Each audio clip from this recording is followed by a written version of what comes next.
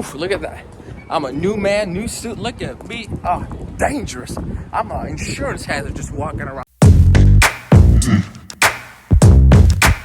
Good morning, ladies and gentlemen. It's 5 o'clock in the morning. We're back to regularly scheduled programming, brewing up some coffee, gonna read a book, gonna get to work. We have an 8:30 buyer consultation today in the AM, so stay tuned. And I know you guys always ask me what book I'm reading, so today we are reading Ryan Serhant's Big Money Energy book. I've only read like a chapter so far. So far, so good. I just hope it doesn't become a self-help book. I'm not a big fan of self-help books because I can help myself. I need that knowledge. Morning routine is over. We are in the car. It's 7 o'clock in the morning. I'm suited and booted, but I'm a casual vibe today, only because I felt like it, and I want to make a good impression on this new buyer client of ours. So let's go grab coffee, go to the office, and get straight to work. We're going to have a great day. And we got our new suit from the tailor today, so stay tuned for that. We got the coffee. I know it's Dunkin'. Nobody judge me. Well, ladies and gentlemen, I have missed being the first one in the office. Let me tell you, the last, I'm going to say few months, I have not been consistent because I have changed up my, and you guys have noticed from the vlogs, the daily routine is not the same. We don't cold call in the mornings. We're not making to-do lists. You know, we're not as productive. Sometimes we're working much later. Woo-wee. There we go. Besides, the mug adds character. I just wish, oh, damn it. I wish I used a different color though, but whatever. It is what it is. What we are going to do is we are going to get back to my desk, prepare a to-do list. And the to-do list will consist of follow-up, buyer consultation, looking up houses for our buyers, gonna go pick up the new suit, might have a lunch with a fellow agent who came and chatted to me like months ago. And then we are going to set up a new video tour, and I'll show you guys exactly how I reach out to the agent. So stay tuned. I'll show you the exact email. I'll read it back to you. I'm gonna send it to 3 people, and then let's see if anybody gets back to us. And in regards to the buyer consultation, this is my first ever virtual buyer consultation. And what I'll do is I'll have my phone recording the whole time. So stay tuned for that, and you're gonna see a little bit of a light buyer consultation too, because I can't record when they're in front of me, but I can record when they're virtual. As I go back and forth between, you know, the kitchen and my desk to get all my things, I quickly want to talk about something that's been really bugging me. This year, progress report, we've closed 5 deals. So we're about 1/4 of the way to my 100K goal, right? This year we're gonna hit it without a doubt. We're gonna exceed it. We're not just gonna hit it, we're gonna exceed it, right?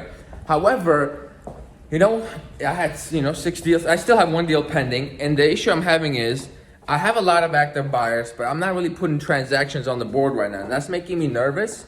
And also, like, I'm also not doing something to generate new leads, and that's a big mistake a lot of new agents, fall into. And I just want to recognize myself doing it, so that way I can say it out loud to the camera and then fix that nonsense, man.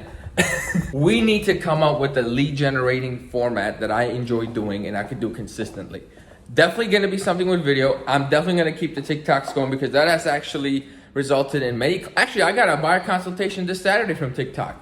So TikTok is definitely one of them. I've been doing that, but I wanted something a little bit more like predictable. And then I have been thinking about doing the unthinkable, which is buying Zillow leads. Should I do it? Should I not? Let me know in the comments. And while you're at it, like, comment, and subscribe. You see how smooth I came in with that? Anyhow, here's what I'm thinking about finally signing up for Zillow leads. Because I have extra cash, and it's just going to be sitting in my account, going to be spent. But if I could spend $1,000 a month and get 2-3 qualified leads that I can close, maybe 1 or 2 of them, that kind of makes sense. Because I already know how to fish. I know how to hunt. I know how to generate my own business, and I have my own brand, right? So if it's like an autopilot where I just have to dump money into Zillow and get an instant ROI, that's something I'm considering as well. I just don't want to get stuck in that trap of where I'm relying on Zillow. I want Zillow to be like a third lead generation source where, like, my sphere is one source, the video marketing is one source, and then Zillow is another source. That way we climb to the top like a steamroller.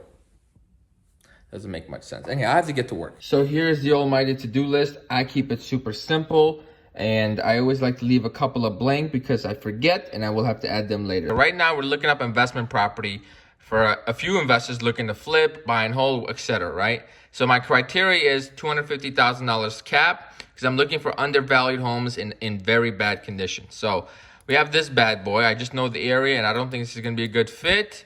They have no pictures of the inside. They're asking 174, and I know that area caps at about maybe 225. So for me to get 975 square foot, it's not worth it, not enough money in there, right? Especially when it's new. So we keep it moving, We're looking for the city names, looking for the price points. At this price point, I need to be a little bit nicer. Oh, wait a minute. Have some photos, please. See, this is already remodeled mostly, so it's not much we could do here. We need something that's an absolute, oh, wait a minute. Hold on.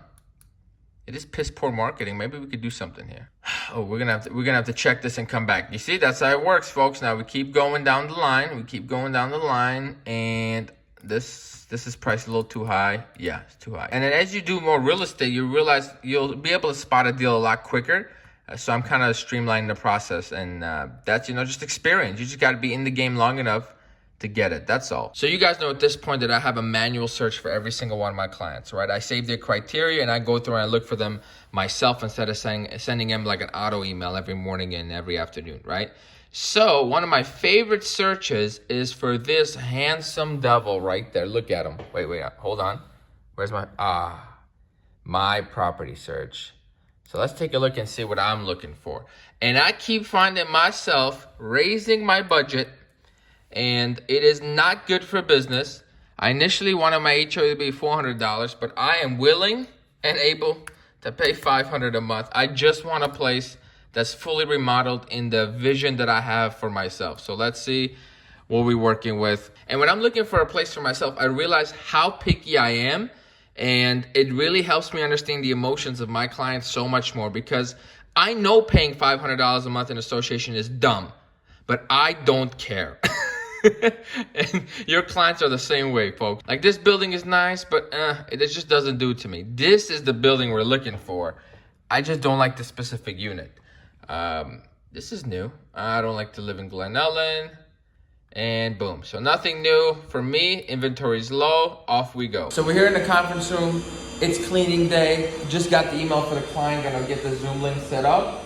And please avoid the white noise you're hearing in the background. That's just the vacuum. But let's do this. Let's get this buyer consult started. I'm sorry my husband isn't here. He's upstairs. He's not feeling too well. So that's no problem. Today, basically, so I was thinking, from what you've told me in the past, you've kind of gone through the buying process already, so you're pretty much well aware of what's going on, right?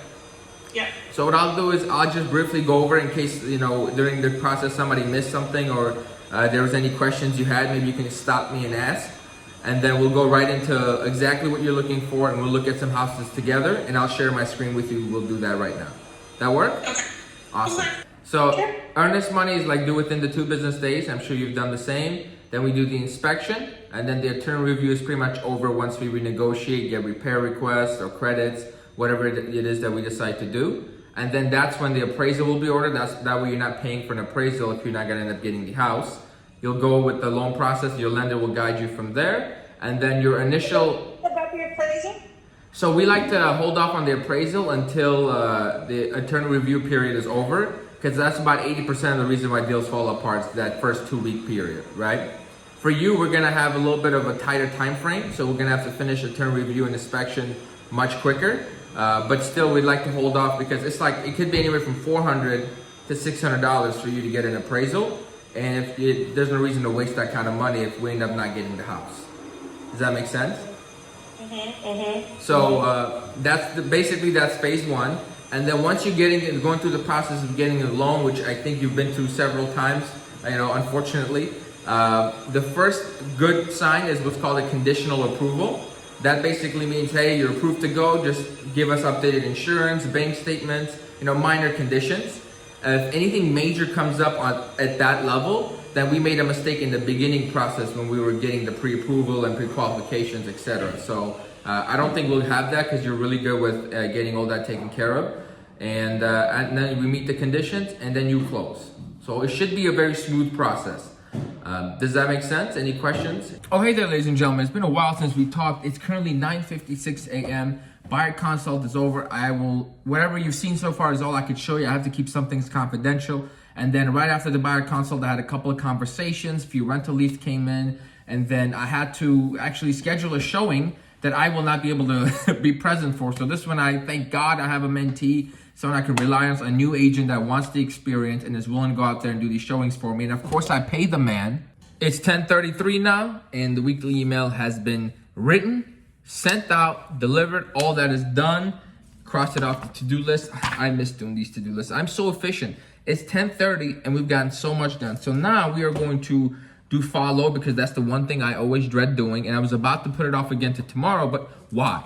Why do that when I can just do the follow right now? So that's what we're gonna do. I don't cold call anymore, but I still follow with the leads that I cold called before, if that makes any sense. And once this boring part of my day is over, then we get to the fun part of my day, which is making TikToks. It is 11:33. The follow-up is all done. Nothing really happened, but you know, it's to be expected. Right now I'm gonna go pick up my suit and I'm gonna grab lunch for the office. And then what happened in between, I believe I may have scheduled a showing. I did something that was productive. Oh yes, I have a deal that's on the line. We figured out a way to save it.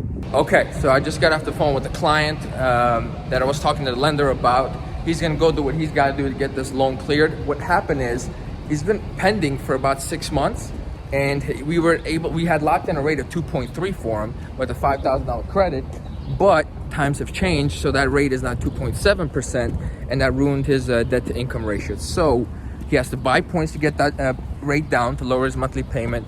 And then we're gonna finesse the game a little bit, and we're gonna lower his insurance, homeowner's insurance, which will lower his payment enough to get the clear to close, and then he can call and, you know, raise it again, or etc., whatever he wants to do.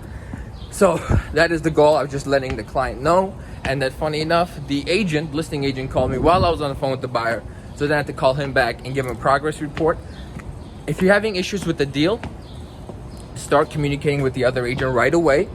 And always deliver in a positive tone. I'm about to go from this fit to that fit. Stay tuned. Poof, look at that. I'm a new man, new suit. Look at me. Oh, dangerous. I'm an insurance hazard just walking around. This is a problem, folks. If you sell real estate in Chicago, you're on notice. It's over for you. Retire. I look too damn good. I'm gonna take all your clients. That's just how I feel. Feels great. The reason I ended up switching into this suit is because number one, it's so much more comfortable. It's all cotton, so it just fits better. And the suit I was wearing, I'm like, you know what? I don't like the way it fits, even though it's a suit supply suit. So they're getting that tailored right now. I figured I'd just wear this out. Supply suit anyway. Here's what we're gonna do. I just finished lunch. I just made a TikTok real quick. It literally took 3 minutes. I think it's more entertaining than educational, but it was fun to do. We're gonna hop in the studio real quick, film this 4th-year recap video because it's on the to-do list. And then one thing I had to add is schedule those tours that we used to do, right? Those property tours.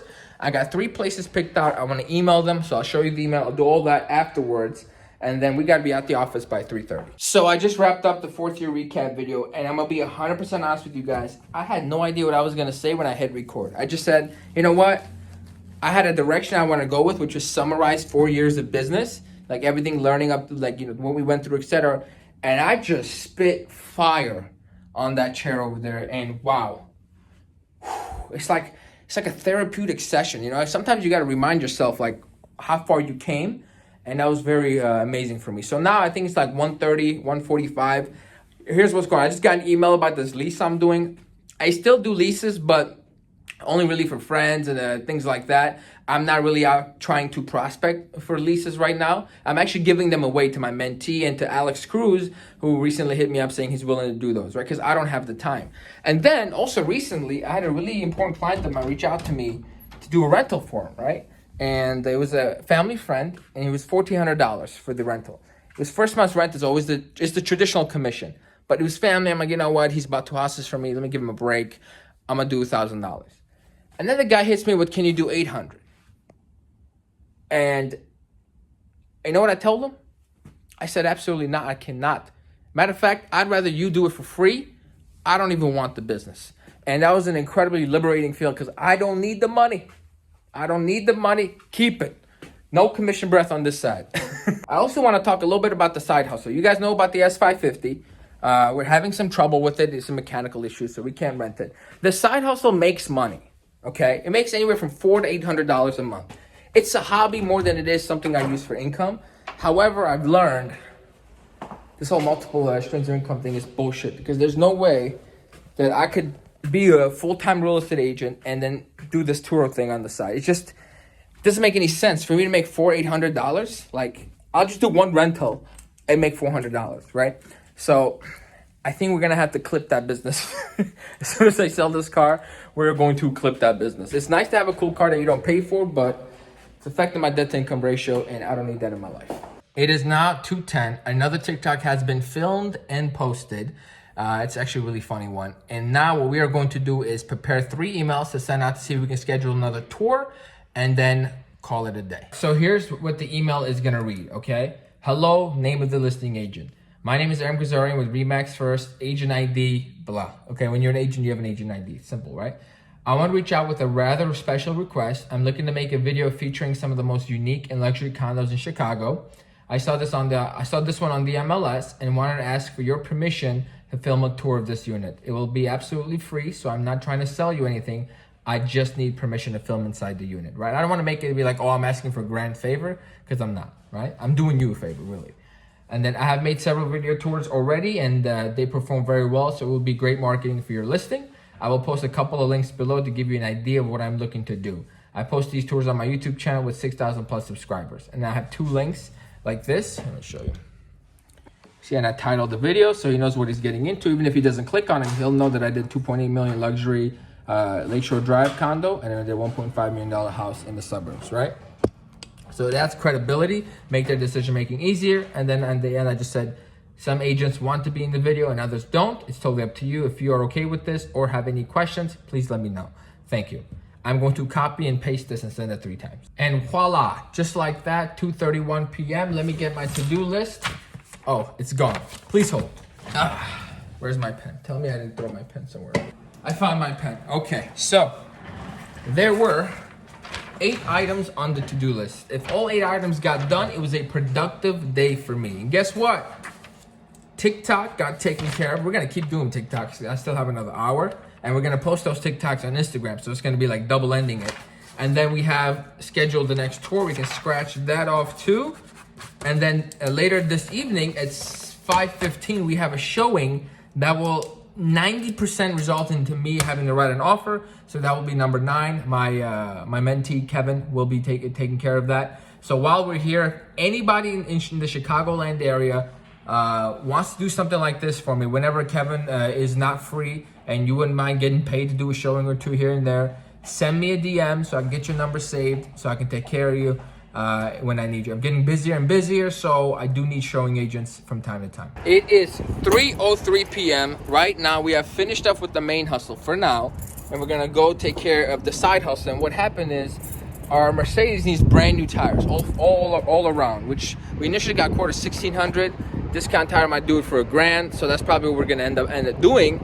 And I'm 100% confident somebody rented my car and replaced those tires with some worn out ones and sold the ones that I had on there. 100% confident, because they're so bald I would have noticed them by now. And this is why I want to be out of this business, because it's, guys, when you're thinking about coming out with a business idea, you got to think, is this a small business or is this a big business worth my time? Doing Turo is a small business. If you can make 10 grand a month from it, you've peaked, and that's the peak. Right? Whereas in like a business like real estate, where we are all in, 10 grand a month is like, you've reached the point of like the first level.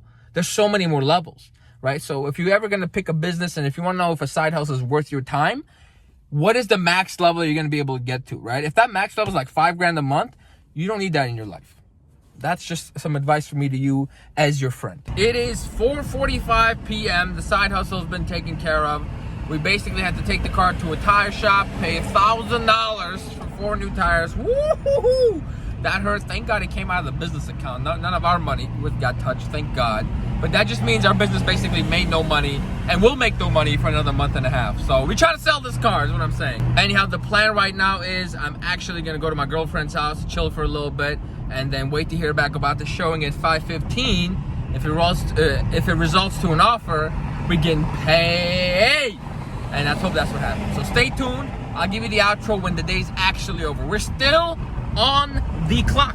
All right, ladies and gentlemen, it is currently 9:39 p.m. The day is officially over. I'm on my way home. I know I look ridiculous. You should see me right now. I'm wearing dress shoes, dress socks, shorts, a hoodie, and then my new suit. It's a look. It's a look, and I'm rocking it very well. Anyhow, day's over. The last few hours, I've just been answering a lot of text messages, a lot of last-minute issues. You know, people not being happy. You know, people need to be copied on emails.